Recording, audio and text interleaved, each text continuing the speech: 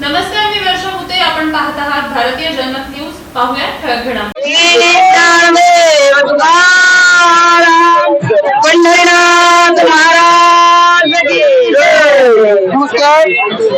आपण लाईव्ह दृश्य पंढरीच्या वारीतून पाहत आहात. आपल्यासोबत या ठिकाणी शिवसेना पक्षाच्या उपनेत्या सुषमाताई आमदार आहेत. ताई, काय सांगाल एवढा मोठा सोहळा पाहता आणि आपली उपस्थिती?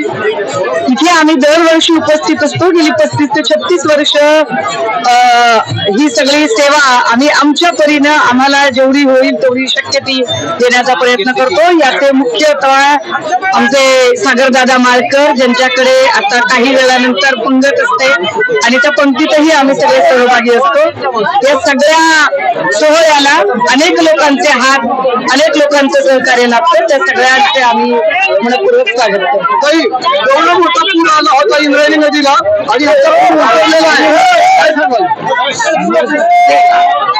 वर्षी पाऊस असतो. यावर्षी पाऊस जास्त झाला.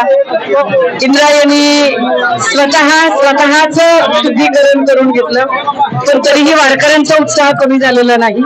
वारकरी मात्र त्याच उत्साहाने आणि त्याच उमेदीने पुन्हा एकदा विठुरायाच्या दर्शनासाठी जे पावलेले आहेत आणि तितक्याच उत्साहाने आम्ही सगळे त्यांच्या स्वागतासाठी सज्ज आहोत. त्यामुळे पाऊस आला, पूर आला, याचा काही फार वारकऱ्यांवर परिणाम होत नाही. धन्यवाद ताई. आम्ही जुमानत नाही पोकळ धमक्यांना. आमची बांधिलकी सत्याशी नाही, सत्य